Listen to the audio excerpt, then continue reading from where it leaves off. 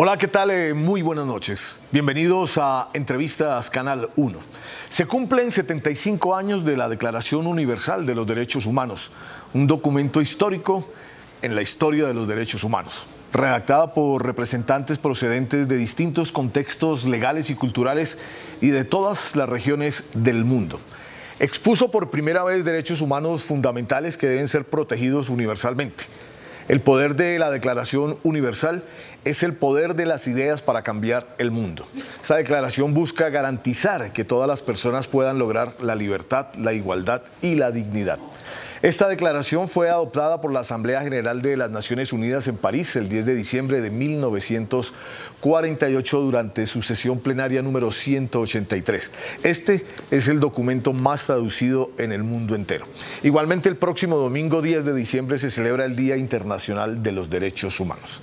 Esta noche en Entrevistas Canal 1, el espacio donde está Pregunta Yavit, nos acompaña Juliette de Rivero, la representante del Alto Comisionado para los Derechos Humanos de la ONU. Juliette, muy buenas noches. Muy buenas noches, muchas gracias por recibirme acá en el Canal 1. Bueno, Juliette, ¿qué podemos decir de esta Declaración Universal de los Derechos Humanos? ¿Qué le ha aportado a la humanidad en estos 75 años? Pues yo creo que esto muestra un consenso internacional de que todos los seres humanos nacemos libres, igual en derechos y en dignidad. Y hoy día estamos celebrando todas esas luchas de derechos humanos, incluso las anteriores a la Declaración Universal. Esta declaración reconoce esas luchas, reconoce que la esclavitud no debe existir más en el mundo, que las personas son iguales, que las mujeres tienen iguales derechos que los hombres. Y pues refleja, digamos, toda la diversidad de las aspiraciones que tenemos como seres humanos para el respeto de nuestros derechos y de nuestra dignidad. Bueno, hablemos de Colombia. ¿Cuál es el balance en este momento justamente que hacen desde la ONU de la situación en materia de derechos humanos en 16 meses de un gobierno progresista, de un gobierno de izquierda? Pues tenemos un gobierno como contraparte que está tratando de poner a los derechos humanos en el centro de sus políticas y reconocemos eso y valoramos eso. La nueva política de seguridad de Colombia es una política que integra un enfoque de derechos humanos que reconoce que el objetivo principal es proteger la vida, que es proteger el medio ambiente y proteger también a quienes defienden los derechos humanos. Tenemos una política nueva de drogas que también tiene un enfoque de derechos humanos donde se trata no de penalizar al cultivador y a las personas más vulnerables, sino a la industria que se beneficia de estas actividades y del lado criminal, digamos, de este comercio y de esta actividad. Entonces nosotros reconocemos ese esfuerzo del gobierno de poner los derechos humanos en el centro, de tener un plan nacional de desarrollo que integra el acceso a tierras, que tuvo un proceso participativo. Ahora, hay que... El balance. Claro, el balance. Hay que esperar también que esto ya aterrice, digamos, en los territorios, porque sí seguimos observando una situación difícil en los territorios. Es decir, que los grupos armados todavía continúan vulnerando los derechos humanos y afectando a la población, sobre todo a los pueblos indígenas y afrodescendientes de Colombia, que han sido históricamente marginados y afectados por el conflicto armado. Y eso nos preocupa mucho, porque estas reformas y estos cambios y estas nuevas políticas tienen que tener un sentido en la vida de la gente. Bueno, Juliette, justamente el programa Somos Defensores acaba de publicar este informe que se llama A la Espera, ¿no? Sí. A la espera de qué va a pasar con el gobierno. Y en estos primeros 6 meses de 2023 se habla de 85 defensores de derechos humanos asesinados. O sea, ¿eso qué significa? ¿Qué dice en materia de derechos humanos al asesinar 85 defensores de derechos humanos y 158 líderes sociales? Pues Colombia es uno de los países más violentos para ser defensora o defensor de derechos humanos.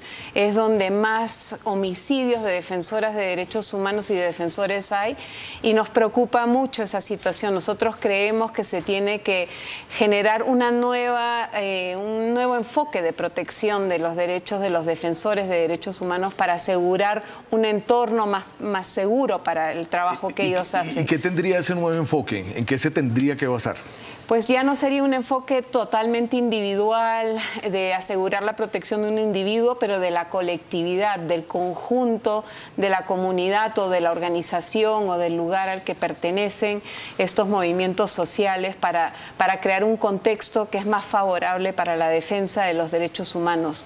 No es suficiente darle un chaleco o ponerle una escolta a un defensor, hay que cambiar el contexto en el que está haciendo su activismo. Y creo que los defensores mismos deben contribuir a ese cambio de enfoque. Ellos mismos pueden participar con ideas de cómo mejorar la protección en los territorios donde son más vulnerables. Pero eso significa que entonces en materia de derechos humanos todavía la idea del gobierno de proteger la vida, de proteger esos derechos humanos no se ha aterrizado. Pues se empieza a aterrizar. Yo creo que han habido muchas iniciativas y ahora pues hay muchas consultas, se han creado varias mesas territoriales de garantías donde se están empezando a tener estas conversaciones, ¿no?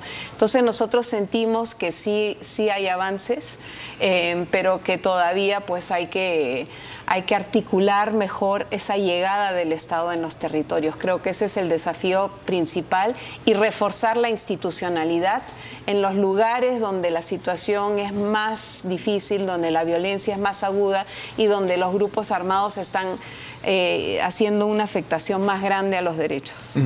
Bueno, hay algunos analistas que dicen que hay un nuevo perfil en el asesinato de esos líderes sociales, de esos defensores de derechos humanos.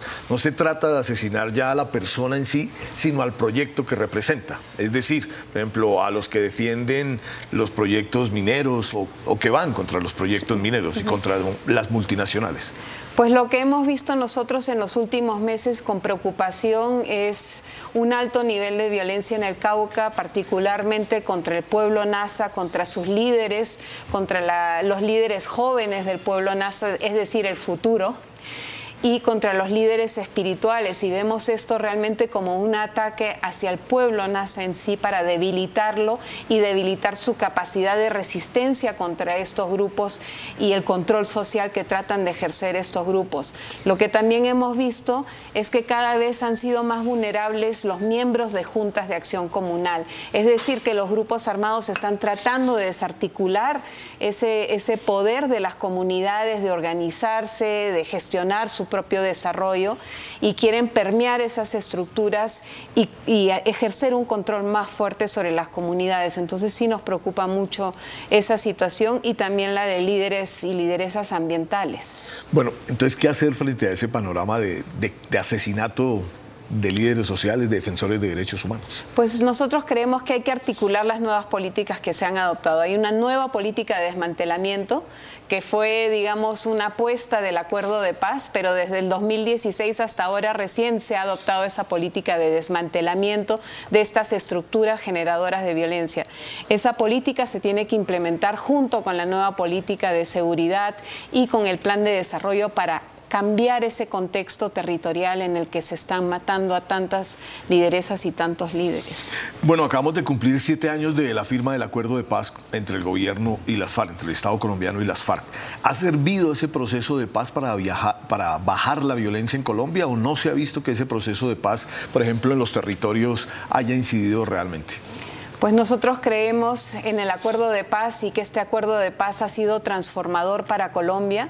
Lo hemos visto en los procesos de justicia transicional, en el proceso que llevó a cabo la Comisión de la Verdad exponiendo lo que pasó durante el conflicto armado. Yo creo que estos procesos son procesos largos, pero que permiten a una nación de empezar a reconciliarse, de empezar a mirar su pasado de una manera distinta y a rechazar esas formas de violencia que han existido históricamente en este país y que han afectado tanto a comunidades que se encuentran en las periferias del país y que han sido históricamente excluidas. Nosotros valoramos el acuerdo de paz y creemos que es el instrumento número 1 para transformar la realidad colombiana y mejorar la protección de derechos humanos.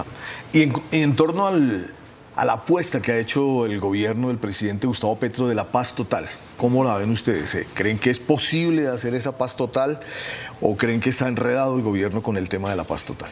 Pues nosotros creemos que es importante dialogar con todos estos grupos para exigirles el respeto de las normas del derecho internacional humanitario y para exigirles el respeto de las comunidades. Yo creo que el mismo presidente ha dicho que estas discusiones o los ceses incluso tienen un sentido si afectan positivamente la vida de la población civil, que no se trata simplemente de ceses de fuego entre actores armados, pero que estas negociaciones tienen que estar dirigidas hacia la protección de la vida y mejorar las condiciones en las cuales se encuentran las comunidades.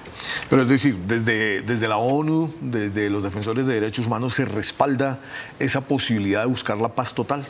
Pues la misión de Naciones Unidas está acompañando las negociaciones. Naciones Unidas cree en este proceso y cree que son procesos largos pero portadores de esperanza, y para nosotros desde ONU Derechos Humanos creemos que estas son oportunidades para plantear temas centrales. Por ejemplo, el reclutamiento infantil. No pueden continuar los grupos reclutando a niños, a niñas y adolescentes en las comunidades, destruyendo el tejido social de esas comunidades y generando terror realmente con la partida de los niños a estos escenarios de conflicto y de guerra. Ya vamos a hablar del reclutamiento, pero me gustaría, ya que usted mencionó el tema de la Comisión de la Verdad, las cifras que ha dado la Comisión de la Verdad sobre la violencia en Colombia: más de 8 millones de víctimas, más de 100.000 desaparecidos, 6.402 ejecuciones extrajudiciales. ¿Cómo ve la comunidad internacional a Colombia en materia de derechos humanos frente a estas cifras que deja el conflicto? Pues la comunidad internacional siempre se ha preocupado por la situación de derechos humanos en Colombia, y yo creo que por eso también apostó tanto en el proceso de paz. Yo creo que gracias a la comunidad internacional también se respaldó, digamos, la implementación del acuerdo de paz. Se ha invertido mucho en eso políticamente, también con ayuda al desarrollo para implementar aspectos del acuerdo de paz. Yo creo que todos hemos tenido un compromiso muy grande con los derechos humanos en Colombia, por esa preocupación de lo que la población colombiana ha sufrido, ¿no? A mí me sorprendió cuando llegué a Colombia darme cuenta que cada colombiana y cada colombiano tiene a alguien cercano que ha sufrido directamente los efectos de la guerra. Bueno, entonces ya vamos a hablar del tema del reclutamiento, que está un poco disparado en el país. Sí. Regresamos a Entrevistas Canal 1, nuestra invitada Juliette de Rivero, la representante del Alto Comisionado de los Derechos Humanos de la ONU. Vamos a hablar del tema del reclutamiento. 164 niños reclutados en el Cauca, solamente en el Cauca este año. 91 de ellos en el norte del Cauca. ¿Qué está pasando? ¿Por qué está disparado el reclutamiento de menores? Sí, esta cifra habla de una situación muy grave en el Cauca, pero también es una preocupación en otras zonas del país, en departamentos como el Chocó, como en Nariño, mismo en los departamentos de frontera, norte de Santander, Arauca. Los grupos armados están reclutando activamente a niños y a niñas, adolescentes, a sus filas, y esto genera una situación de vulneración de derechos tanto para los niños como para sus familias. Realmente lo que nos preocupa también es que hay un subregistro del nivel de reclutamiento que está ocurriendo, y los grupos armados, muchos de ellos están negando a hacerlo. Entonces hace difícil abordar el problema con ellos. Para nosotros es muy importante que esto se plantee en el centro de las negociaciones con los distintos grupos y que se tomen todas las medidas de prevención para impedir que esto siga sucediendo en estos territorios, aprovechándose las personas más vulnerables de estas comunidades, ¿no? ¿Qué lleva a los grupos armados? En este caso creo que el Estado Mayor Central es el que más está reclutando menores. ¿Qué lleva a esos grupos a reclutar a los niños, a llevarlos a la guerra, a ponerles un fusil en la mano? Pues los niños y las niñas son muy vulnerables al reclutamiento infantil. Muchas veces viven en condiciones de mucha precariedad económica y social. En algunos casos, pues hemos hablado anteriormente, tú y yo, de la situación en Guaviare, en las escuelas, donde no están llegando los alimentos escolares, y eso afecta la deserción escolar. Entonces es aprovecharse de esa vulnerabilidad de una comunidad, ¿no? Y hemos visto que quienes son particularmente afectados, y por eso vemos lo que está pasando en el norte del Cauca, son los pueblos indígenas y son también los pueblos afrodescendientes, y por esa situación social y económica de vulnerabilidad de la juventud que no tiene alternativas. Sí, y bueno, y de esto del Guaviare, esa denuncia que usted estaba haciendo, que no están llegando los alimentos a las escuelas, sobre todo a los pueblos indígenas, ¿no? a los GIU y a los NUCAC. ¿Qué ha pasado? ¿Sí hubo algún cambio o todavía siguen, pues, digamos, con problemas de desnutrición los niños? Pues todavía ha habido este problema, se arregló inicialmente, pero nuevamente hubo un problema con el presupuesto departamental para hacer llegar estos almuerzos a los colegios, y es preocupante porque eso dificulta la llegada de los niños al colegio y los expone realmente a estas situaciones de reclutamiento y incluso de trata en este departamento. Y sobre todo, como usted dice, son pues los GIU y los NUCAC que sufren particularmente esta situación. Doctora Juliet, una declaración del primer comandante del ELN, Antonio García, sobre el tema del secuestro, pues causó mucha polémica. Quisiera que me diera usted su opinión. Él dice que el ELN no hace secuestros, que solamente hace prisioneros y retenidos. ¿Qué piensa usted frente a esa declaración de Antonio García?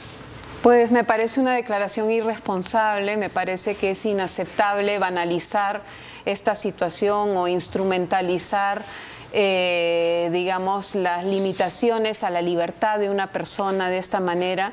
Me parece una declaración bastante cínica y aprovecho para llamar a los grupos a poner en libertad a todas las personas que actualmente se encuentran retenidas por ellos. Esto es una violación fundamental de sus derechos y es una falta de respeto al derecho internacional humanitario. Es totalmente inaceptable y no coincide con un espíritu que sería el de negociar la paz y de sentarse en la mesa con el gobierno para negociar una salida. No corresponde a eso. Bueno, ¿cómo entender la filosofía del ELN y también del Estado Mayor Central de las FARC cuando firman un cese al fuego y se comprometen a respetar el derecho internacional humanitario, pero dicen que ese derecho internacional humanitario no los obliga a dejar de secuestrar? Pues yo no quiero interpretar ni las intenciones ni los actos ni de ningún grupo armado. Lo que sí puedo decir es que el derecho internacional humanitario prohíbe este tipo de conducta y que este tipo de conducta constituye un crimen desde el punto de vista de las violaciones de derechos humanos y que de ninguna manera se puede justificar la limitación de la libertad de una persona. Y en ese sentido, digamos, ahora que está retomándose hoy en Popayán la mesa de diálogo con el Estado Mayor Central y en México está el 5º ciclo con el ELN, ¿cuál debería ser entonces el llamado del gobierno? Porque el gobierno está insistiendo en que ese debe ser el primer punto en este momento en la mesa de negociación. Pues me parece un buen primer punto para la negociación. También me parece importante que se hable del reclutamiento infantil, también me parece importante que se hable de la protección de defensoras y de defensores de derechos humanos y de respetar los derechos de las comunidades y de la población civil, porque los grupos ejercen control social en estos territorios con mucha violencia, con actos de amenazas e intimidación, y eso no tiene cabida en el derecho internacional humanitario. Bueno, en materia de desafíos para Colombia en derechos humanos, ¿cuáles son los principales desafíos que tiene nuestro país? El desafío más grande es llegar a estos territorios. Son territorios históricamente abandonados, históricamente, digamos, sin desarrollo, históricamente marginados. El desafío es llegar ahí con la institucionalidad, es cambiar el contexto para no permitir que la guerra continúe y que la gente quede expuesta a grupos armados sin protección de parte del Estado. Ese es el principal desafío para Colombia, y ejercer el control territorial para poder proteger y garantizar los derechos humanos. El Estado es el garante de los derechos. Entonces el Estado tiene que estar presente para garantizar tanto el derecho a la vida como el derecho a la educación o a la salud de una población. Y estas poblaciones han sufrido ya demasiado tiempo y necesitan que se llegue hasta el territorio. Pero ¿cómo hacer para que el gobierno pueda efectivamente, o el Estado, hacer presencia en esos territorios? Porque hay territorios en este momento, por ejemplo, el Cañón del Micay, que se han convertido como en zonas casi de despeje, donde los grupos armados son los que imponen absolutamente todo el control social. Es importante que el gobierno gobierno empiece a retomar algunas zonas y que se fortalezca la institucionalidad local, porque la institucionalidad local muchas veces es muy débil frente al actuar de estos grupos. Entonces, reforzar la institucionalidad local es una forma de hacerlo, y la otra es reforzar también a las organizaciones de base, a las defensoras y a los defensores de derechos humanos, que son quienes hacen frente a estos grupos defendiendo los derechos de la población. Bueno, no podemos dejar de hablar de un tema pues que en este momento sacude al mundo, celebrando 75 años de esta Declaración Universal de los Derechos Humanos, el genocidio en Gaza. Las últimas cifras de hoy: 21.731 palestinos muertos, 8.697 niños, 4.410 mujeres, 1.840.000 desplazados y 101 funcionarios de la ONU asesinados. ¿Qué decir frente a esto que está pasando en Gaza? Pues es una situación deplorable, conmovedora, que nos interpela. Nos preguntamos, ¿no?, cómo podemos llegar al 75 aniversario de la Declaración Universal y ver una situación en la que casi 9.000 niños han perdido la vida en pocas semanas. La falta de respeto hacia la población civil, tanto de Hamás como del Estado de Israel, es alarmante, y nos interpela como humanidad a buscar nuevos canales, a insistir en la protección de los derechos y buscar caminos para proteger los derechos, porque mis colegas en Gaza y en Palestina están haciendo lo que pueden para acompañar a la población civil, pero las circunstancias son insoportables. O sea, es un contexto muy difícil para trabajar. Sin embargo, tenemos que seguir luchando, porque no podemos abandonar ni a los civiles israelíes que han sido víctimas, ni a los palestinos que históricamente han sufrido la vulneración de sus derechos a través de décadas de ocupación del Estado de Israel. Hace pocos días escuchábamos al secretario general de Naciones Unidas invocando el artículo 99 pues, para tratar de atender la situación en Gaza. ¿Qué significa invocar ese artículo 99? ¿Cómo se podría haber representado en poder lograr un cese al fuego en Gaza? Pues se trata de movilizar a toda la comunidad internacional para que se tomen decisiones firmes. Lamentablemente, el Consejo de Seguridad no ha llegado a un consenso, ni siquiera sobre ceses de fuego. Entonces es una situación lamentable que demuestra un poco las falencias del sistema internacional actual y frustra también la actividad de la Organización de Naciones Unidas, que está tratando de defender el derecho internacional humanitario y los derechos humanos ahí donde se están vulnerando. Entonces es un llamado a la movilización colectiva para responder esta situación, tal vez con una movilización más amplia de la comunidad internacional. Justamente, ¿cuál cree usted que ha sido el papel que ha cumplido la comunidad internacional frente al genocidio en Gaza? Pues no es un secreto que no ha habido consenso en el Consejo de Seguridad y que eso ha sido un gran desafío para poder responder adecuadamente a esta situación. El secretario general rara vez lo he visto tan movilizado por una situación, porque realmente ver que tantos civiles puedan morir en tan poco tiempo y que se asesine a niños tan fácilmente es una situación desesperanzadora y que requiere toda nuestra movilización. Es lamentable que los estados no se puedan poner de acuerdo sobre algo tan importante que es la protección de la vida de los civiles en este conflicto. Bueno, esa situación de Gaza, esa movilización del secretario general hace que definitivamente se haga indispensable un replanteamiento de lo que son las Naciones Unidas. Sí, yo creo que es oportuno este 75 aniversario para repensar cómo defender los derechos humanos, ¿no?